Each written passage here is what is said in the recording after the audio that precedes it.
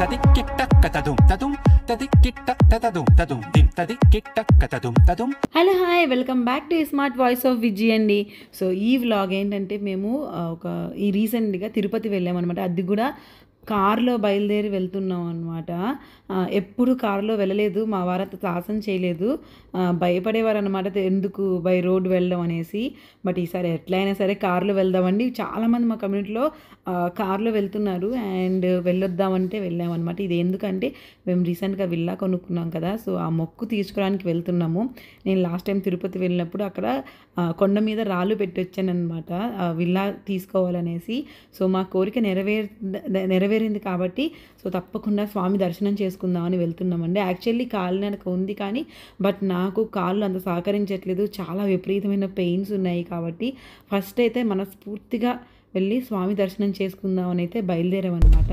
అసలు 5కే బయలుదేరదాం అనుకున్నాం కానీ 6 అయిపోయింది, పర్వాలేదు. ఇక్కడైతే బ్రేక్ఫాస్ట్ చేయడానికి అయితే ఆగామండి. పొద్దున్నే అసలు సన్ రైజ్ చూస్తూ అదిరిపోయింది.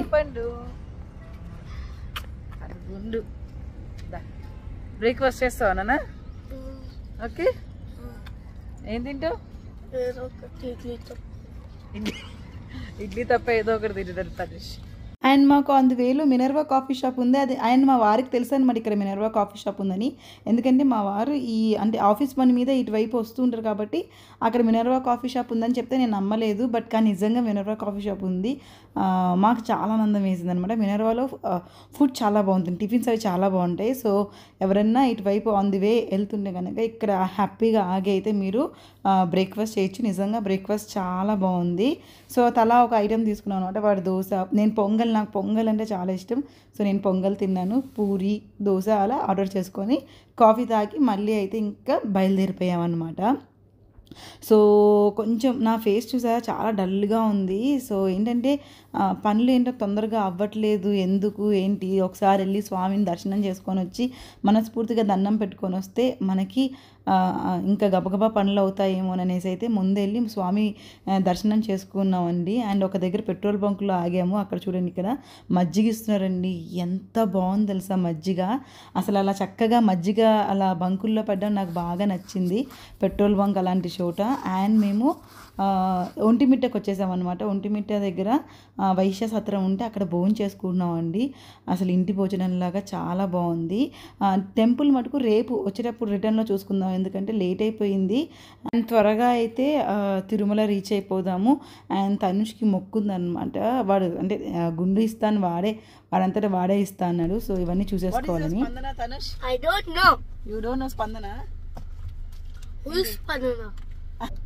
Nani, what is your Spandana? Lucky wife. Lucky wife అదేంటి? అంతే కదా, ఏం జరగకుండా తీసుకొచ్చేసారు. ఏం జరగకుండా తీసుకొచ్చారట. బాగానే వచ్చింది తిరుపతికి, బాగానే. ఇంకో 1 hourలో తిరుమలకి వెళ్ళిపోతావా? 1 hour? ఎలా ఉంది నీకు? డ్రైవ్ ఎలా అనిపించింది? భయంగా ఉంది. అలసిపోయావా అండి? బాగానే ఉందా? నాకు అడిగితే అస్సలు ఒక్క 1/2 hour డ్రైవ్ చేస్తున్నా సరే నాకు ఇవ్వాలంటే ఇవ్వాలి అస్సలు మా వారు. కత్తనేష్ అమ్మో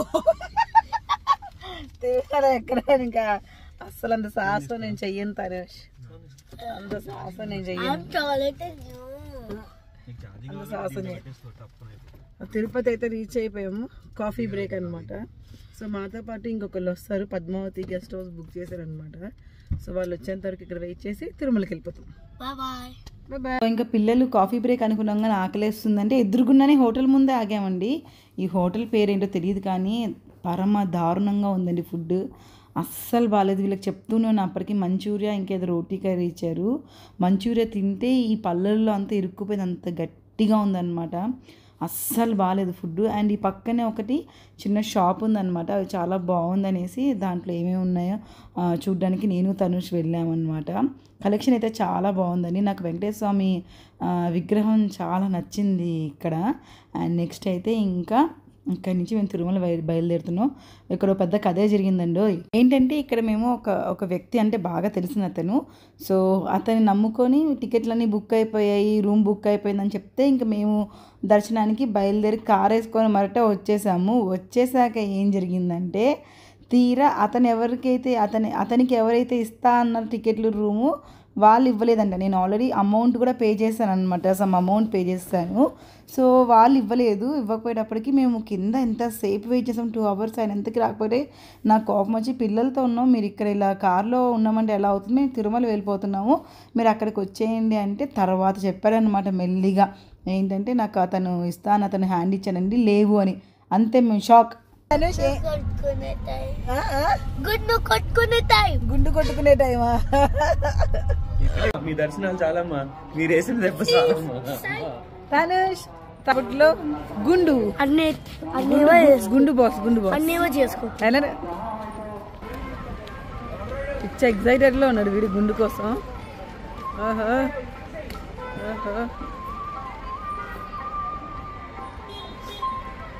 మార్నింగ్ 6కి బయలుదేరాము. మాకు రూమ్ అవన్నీ దొరికి మేము రూమ్లోకి వచ్చేటప్పటికి 8 అయింది. సో అలా షాక్ అయ్యి మేము ఏంటంటే వెంటనే మాకు శ్రీవాణి టికెట్లు దొరుకుతాయని తెలిసాయన్నమాట. సో యాక్చువల్లీ మా ఫ్రెండ్ చెప్తూనే ఉందన్నమాట, ఇక్కడ శ్రీవాణి తీసుకొని వెళ్ళిపోండి, ఎవరిని నమ్ముకోవద్దని. ఎక్కడ మేము విన్నామా, ఏం పర్లేదులే అనేసి వెళ్ళిపోయాము. ఇంకా అక్కడ అప్పటికప్పుడు యాక్చువల్లీ ఇప్పుడు ఈ ఎలక్షన్ కోడ్ వల్ల విఐపీస్ ఇవన్నీ లేవు, క్లోజ్ చేశారు కదండి, అందుకని శ్రీవాణి టికెట్స్ ఎక్కువ పడారంట. వెంటనే అలా వెళ్ళాం, పావు గంటలో శ్రీవాణి టికెట్స్ దొరికే, రూమ్ దొరికింది, హ్యాపీగా వచ్చాం. తనుష్కి లేదనమాట. సో ఒక్కొక్కరికి 10,000 అనమాట, నాకు మా వారికి అఖిల్కి 30,000 హ్యాపీగా ఇచ్చేసేసేసి. దర్శనం ఇంపార్టెంట్, అది కూడా చాలా దేవుడిది. ముందు గడప వరకు, అంటే ఒక గడప వదిలేసి అంత ముందు వరకు వెళ్ళామండి. నా లైఫ్లోనే నేను ఎన్నో ఏళ్ళుగా కోరుకుంటున్న అద్భుతమైన దర్శనం స్వామి కల్పించాడు. సో ఏది జరిగినా మన మంచికే అనేసి. అందుకే మా ఆయన ఇందాక అన్నారు, మీరు వేసిన దెబ్బ చాలమ్మా అన్నది అందుకే అనమాట.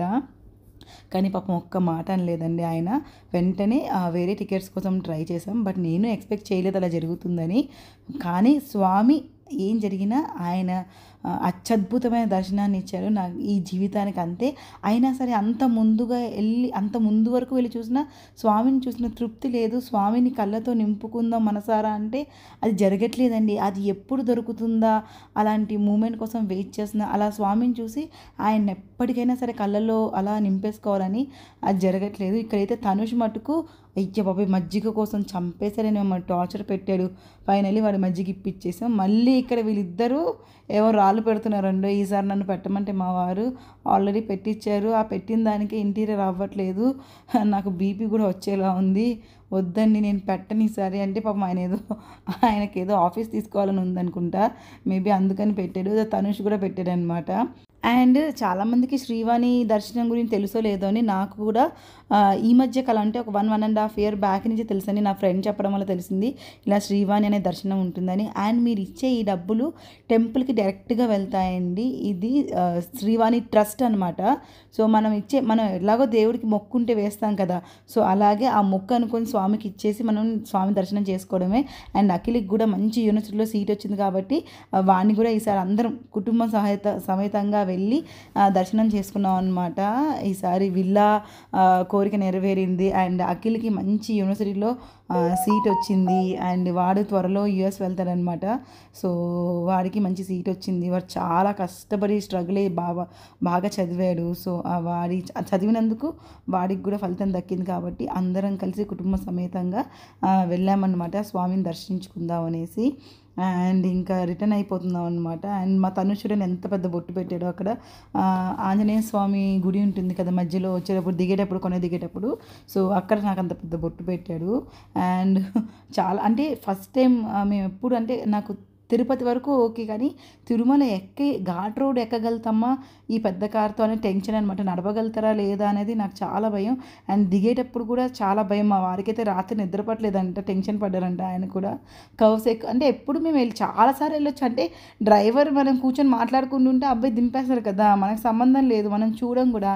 సో కాబట్టి టెన్షన్ పడ్డాం. కాబట్టి దేవుడి దయ వల్ల అయితే అంతా హ్యాపీగా జరిగిందండి. దర్శనంతో సహా అద్భుతమైన దర్శనంతో సహా అన్నీ చాలా బాగా జరిగాయి అనమాట.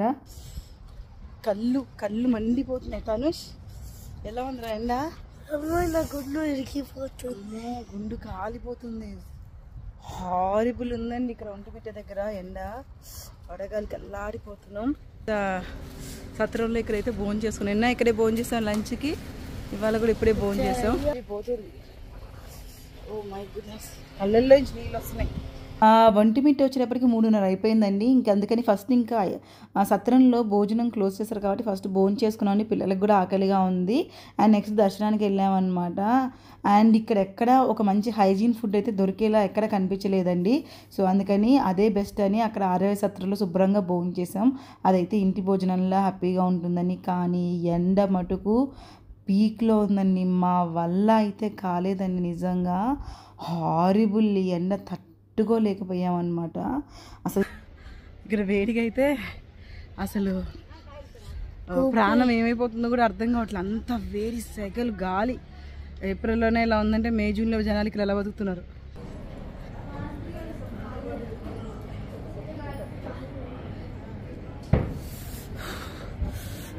సో ఇలా అయితే మా తిరుపతి ఇంకా ఒంటిమిట్ట శ్రీ కోదండ స్వామి రామాలయం టెంపుల్ని కూడా చూడడం జరిగిందని. నేను ఆ టెంపుల్ని కూడా ఇదే ఫస్ట్ టైం చూడనమాట, ఒంటిమిట్ట దేవాలయానికి వెళ్ళడం.